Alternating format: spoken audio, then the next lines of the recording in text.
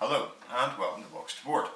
Now, we're going to look at my famous 5 miniatures game of 2019. These are the games that have caught my imagination on the tabletop that involve minis, and I'm going to go through them and why I picked them. And there's loads of good games out there for miniatures at the minute.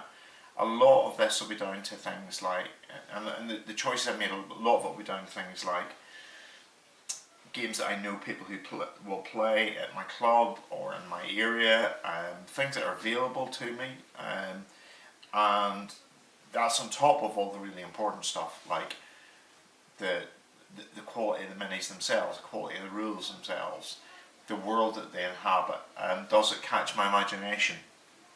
And yeah, so let's have a look. And here are my 5. Now, they're not in any particular order, but I'm going to start and finish with the ones that we start and finish with. I'm doing for a reason. So, first one, Wild West Exodus. Now, this is an enlightened guy. He looks enlightened, doesn't he? I don't know if you can see him very well there, but I hope you can. And he is indicative of what Wild West Exodus does really, really well. It's got very characterful models that are of a quality that I really, really, really value. I love these as things to paint. I think they are second to none. I genuinely think that whenever they get done up and you spend a bit of time on them, they really reward that care. And as bits of plastic, they are absolutely fantastic. The game itself is brutal. It has got a lot of decision making. It's a skirmish based game. We're going to be doing a series in the new year about what's so good about it. We did that way back at the start of the channel, and we're going to come back to that and start and go through what's so good about different things. But I would say that for me, Wild West Exodus is one of my core games, for a whole variety of reasons, not least that I love the world, I love the minis, but I just love the rules, I love the brutality of them. And second edition is a very different beast to first edition, but it is a very, very, very interesting play. And you find games can really, really come down to a few careful decisions and draws of cards and rolls of dice. It's awesome, absolutely awesome. Then we're going to go to Carnival. Now, Carnival came out, I believe it was this year, came out in TT Combat have taken this game. It's been out for a while, but they've taken it to a whole different level whenever they took over. This is one of the figures. Now, the thing about Carnival that stands out is that it's a fairly small scale skirmish game. The universe it inhabits is very different to other to a lot of other games. It's set in Venice at I suppose the Renaissance period, and it's a kind of alternative one. So this is one of the Brides of Dracula, which is always good.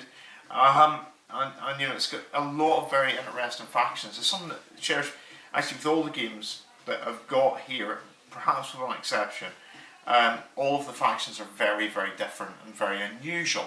And that really appeals to me. I like being able to, I like the process of having to think through which faction am I going to play, and what will suit my play style.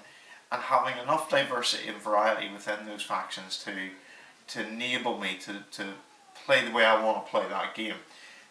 And what's nice with Carnival is that because it's done by TT Combat, there's a really, really, really, really nice set of terrain available at a very affordable price.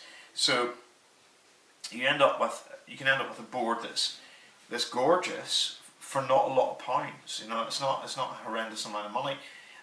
The minis themselves are actually good quality minis, and they're not incredibly expensive again. So you're talking, I think it's 20 odd quid, maybe a little bit more, maybe a little bit less, maybe a little bit more. But they're really good value, and you don't need a ton of minis to play it. You play with a smallish number of minis, and the nice thing about it is because it's set in Venice, you've got the whole water thing as well, and you get loads of cinematic moments in it, which is quite cool. Relatively easy to pick up, relatively easy to play, and really, really, really inexpensive to play as well, which it's a great selling point because, at the end of the day, I end up spending more money whenever it's relatively cheap. I don't know how that works actually. I think it's because you just go, yeah, I can afford another one of them. And maybe that's it. Yeah, that's interesting. So the quality's not as good as Wild West X's, I would say. Not far off it, but it's not quite as good in terms of the minis. They're pretty darn good, however. But Wild West X to me is in a whole different level. So it's just in a whole different. It's up there.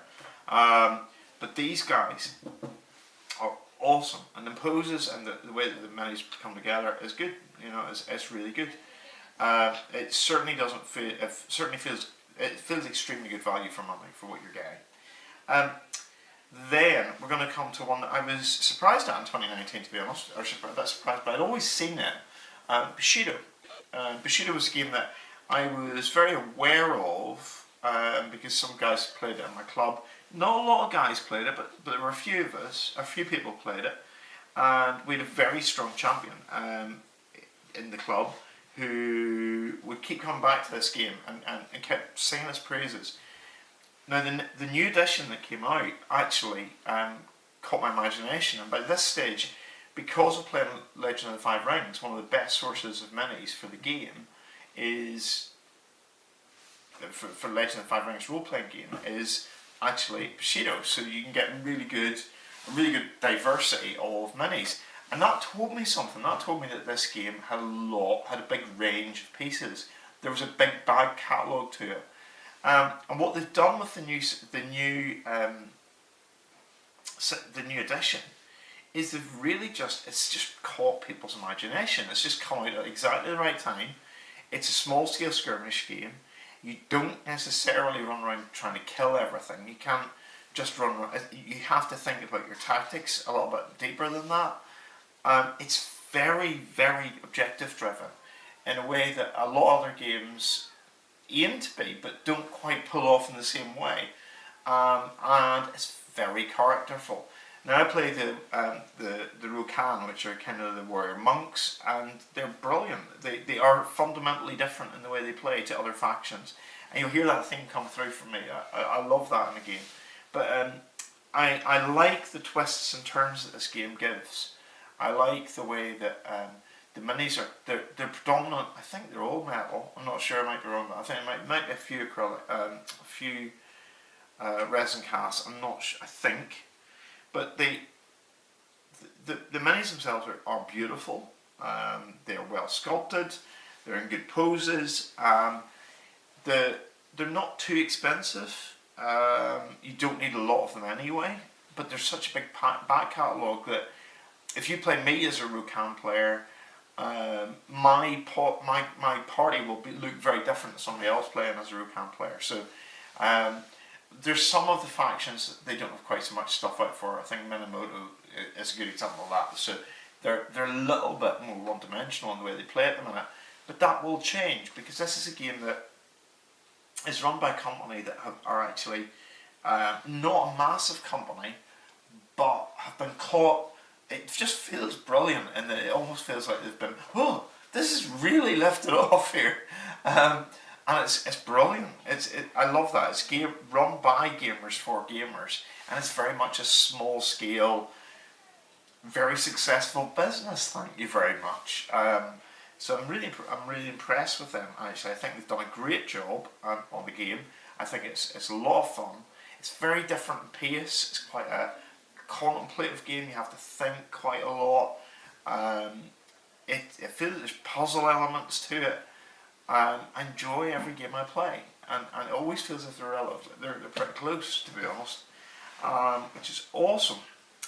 Now, a newer game that has come out quite recently is this one, Marvel Crisis Protocol. I like this game a lot, and we've done a video there'll be there recently of an unboxing of the core set. I would strongly recommend, if you're thinking of this game, get the core set because it's superb value, and you get a lot of minis you get a lot of plastic for your £1, and it is plastic, which I actually really, although metal and resin are great, it's a big selling point for me because that it's got a little bit more resilience to it. But the nice thing is, because it's Marvel, again you've got a massive back catalogue, and they're slowly developing it. And whereas with Ashido I came into this game with this massive hinterland of characters, With Marvel, there are a lot of characters there, but the models haven't caught up with it yet. I mean, it's huge. Marvel's just got tons of characters, but because the game's relatively is really new, you're looking at you can kind of keep on top of it, and not sort of feel overwhelmed with it, because with Marvel that's a really easy thing to do. You just look at it and go, where do I start? And then you're left with, well, I really like this guy, so I'll go with this guy. With this game, it's exactly the right time to get into it, I think. It's pricey, but you get a lot of stuff with an expansion. So you get, the cards are beautifully done, so that, and very much comic book style. The minis are really good, and you get all the tokens and bits, and some objective cards and things like that with the expansion as well. So in terms of play, what I love about this, it's Marvel, okay, that's given, we've talked about that. What I love about this is the Iron Man feels like Iron Man. Captain America feels like Captain America. They've got the tone and the pace right. Very objective driven. You're not going to table somebody with this game. But it's actually really hard to kill people in this game, because the mechanics are made deliberately to do that, because these are super villains and superheroes. They are not meant to be easy to kill, even for others of their kind. And however, they are not easy, they can be neutralised. And I love the mechanic that says I pick an objective and you pick an objective whenever we're playing against each other. So that's really cool, and it runs on a roster system, so you come with so many pieces, and whenever you see what the objectives are, then you draw up your team. I really, really like that game, and you can watch a video of the unboxing, and there's another one as well where myself and one of my mates discuss it. Beautiful, beautiful system. Some things need to be tightened up a little bit, or maybe explained is a better way of putting it. But for a new system, this is on the money. But it's good. It's really good. And then the last one was a bit of a curveball for me, because whenever I got into gaming, I picked up a lot of Hail Caesar stuff. SPQR. This represents SPQR. I picked up the SPQR starter box, and to be honest with you, Warlord do so many good games at the minute that you've got to have Warlord somewhere in there, because whatever you're into in gaming, there's going to be a Warlord game that's going to fit it. And for me, SPQR has been brilliant, because I've got a lot of this stuff, and they have written the rules in such a way that I can play with some of the stuff that I've already got, or most of the stuff I've already got. Also, the rules are simple, they're clean, they make a lot of sense, and they give you that. None of the other games have got the big dice thing, pools of dice, loads of dice rolling in the same way as this game does, which is kind of cool. And although it's a skirmish style game, it's not quite. It's in a slightly bigger scale than the other ones, I would say. What I like about it, on top of the fact that I can use my models, which means it's low cost, it's also got that bit again, that the factions feel very different. So the Romans feel very different to the barbarians, which they should, and it kind of, I think it's a very good bridge game for people who,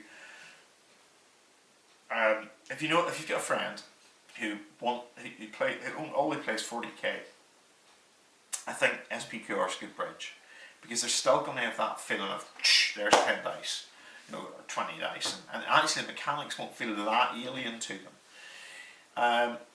But it will pull them into this whole area. It's a very good bridge game. It's a very accessible game. The fact that the rule book has got factions at the back of it with the details and the costs of the different characters is a really big selling point for me. I love that. I think that makes a lot of sense, and I think that makes it accessible to new players, because you can look at, you can pick up the rule book and you start and you look at what you want to play. So my advice would be, pick up the rule book, go through it, pick out what you want to play, and then get the figures for it. And because Hail Caesar's been around a while, because this, you know, ancient world, historical stuff's been around a long time, you will be able to pick up models for it relatively cheaply. There is a good number of them, and there are a number of companies that do them. But the Warlord stuff's actually brilliant. So I personally would probably run with that and go with it. But yeah, and the other thing this illustrates, to be honest, is that, I don't know if you can see this, this is kind of like a bit cheeky, but in the sick thing this year, everything done there has been done with contrast paint, except for the base. The rise of contrast painting has made miniatures games really great to me. It's been a real asset. The contrast is, you know, more or less using inks. People have been doing it for a long time, but because of the MGW, because actually of the range that's available, it's actually they're very effective. And as one of my friends put it, they've given them permission to, they've given people who aren't that confident a painter, like myself, the freedom to make mistakes. So I can do in a couple of hours what would have taken me 10 hours to do on a mini, and then start to put in the detail and start to play around with it. Or not, as the case may be. So you know, like this guy, nothing on there has been done in anything except contrast. And it's not perfect, but my Iron Man I started with contrast and then built on it. Because, you know, he's Iron Man. This guy is he's got 12 other guys very similar to him. 12 other archers. Iron Man standing on his own. I know where I'm putting my time, thank you very much. So, I think contrast is kind of like, it's not, it's, I'm trying to think what it's like. It's kind of, it's the Blackbird for the X-Men, you know, it's kind of enabled things to happen in a much swifter way. Yeah, I'll go with that. So, those are my 5. There's been loads of games this year that could have been on that list. But they're the 5 that I've invested in and played, and that I would say I'm going to continue to develop.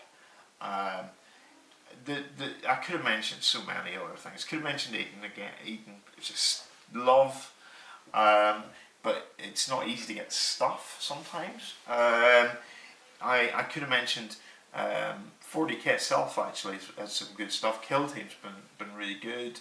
There's been the whole renaissance of GW games, which has been something else to behold, to be honest. There's been, you know, tons of different Gaslands I haven't mentioned. There's been a whole wealth of games from Warlord that isn't on that list. But actually, I want you to mention those. So I want you to, what are the games that you think I should put on my list? What are the games that what would your famous 5 be for miniatures from 2019? And, you know, what are the games that have inspired you and got you, you know, I've really enjoyed working with that. I've mentioned Burrows and Badgers, which is another, you know, is another lovely little game that is just great fun. But yeah, what are the games that the minute you're looking at, you know, what would your famous 5 be? Now, I have to say this, if you like the content we're turning out at the minute, please, we've got a load of content coming. Like, share, comment, and above all, subscribe. Now, subscribe, the button is here, I think, but it might be there. But I think it's here. We'll go with here. I think it's down here. So click it. It's good. You know, you won't regret it. But we've also got loads of different bits and pieces. So we get some T-shirts that you can buy. Boxboards T-shirts, and some that are just gaming T-shirts that have got our little logo on them as well.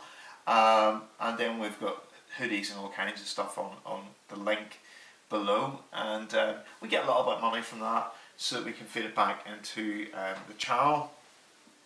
Just in some of the, you know, buying plastic. We are independent. Anything you see on screen is something that we've bought with our hard-earned cash. So that's deliberate. We want to be as authentic as we can, so so you know that, you know, there's an integrity in that, and that matters. So anyway, that's us. I hope you have a lovely new year, and I hope to see you in the new year again, and keep gaming.